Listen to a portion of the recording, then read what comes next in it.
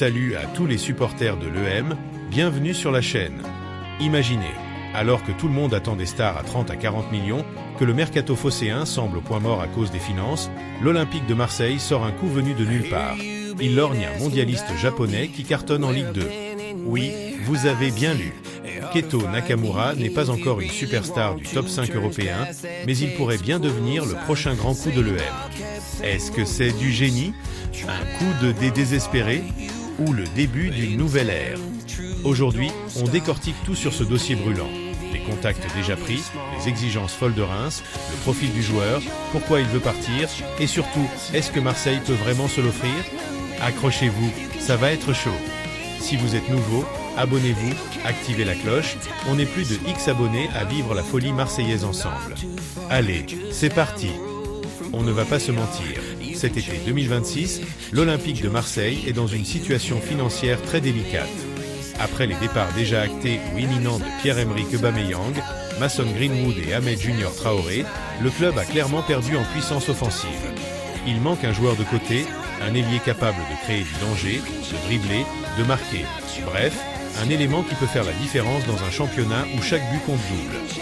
Au lieu d'aller chercher un nom ultra médiatique en Premier League ou en Serie A, les dirigeants phocéens ont donc décidé de regarder en Ligue 2. Et pas n'importe où, du côté du Stade de Reims, qui évolue cette saison en 2e division.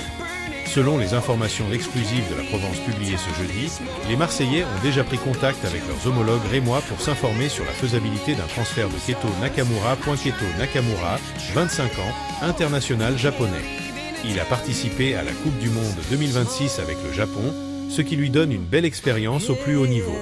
Arrivé à Reims il y a 3 saisons, il a inscrit 30 buts toutes compétitions confondues. La saison dernière en Ligue 2, il a planté 14 buts, un total très impressionnant pour un ailier. Mais attention, tout n'est pas rose.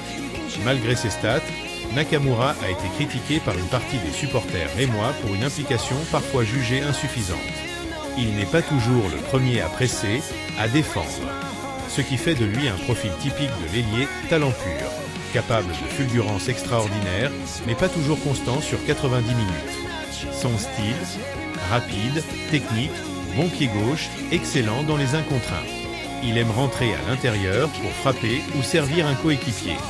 Dans un système de jeu plus offensif comme celui que pourrait proposer l'EM, avec des milieux créatifs, il pourrait vraiment s'épanouir. C'est là que ça se corse. Le Stade de Reims demande 15 millions d'euros pour lâcher son ailier. Un montant jugé beaucoup trop élevé par l'EM au vu de sa situation financière actuelle. Les dirigeants phocéens savent qu'ils doivent vendre avant d'acheter. Ils ne peuvent pas se permettre de claquer une somme pareille sans avoir réalisé plusieurs sorties importantes. Pourtant, la situation joue en faveur de Marseille. Nakamura veut partir.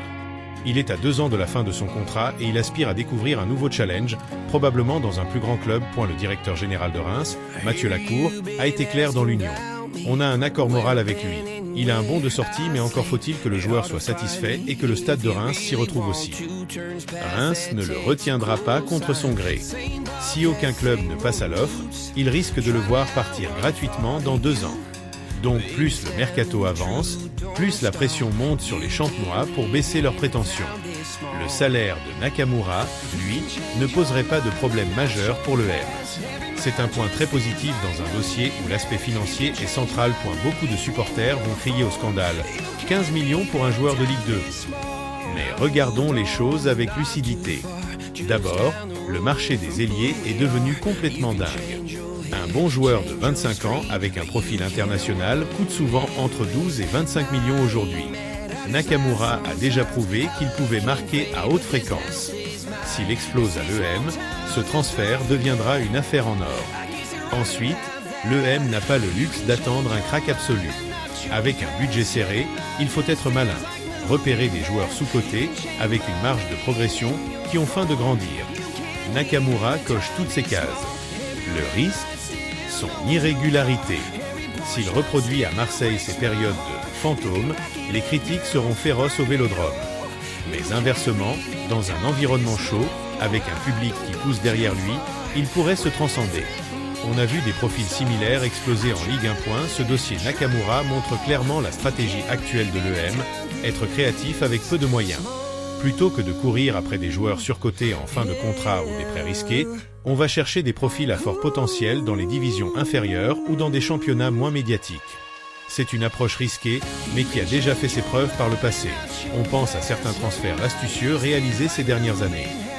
Reste à savoir si Pablo Longoria et ses équipes sauront négocier au mieux. Vous, les vrais supporters de l'EM, qu'est-ce que vous en pensez?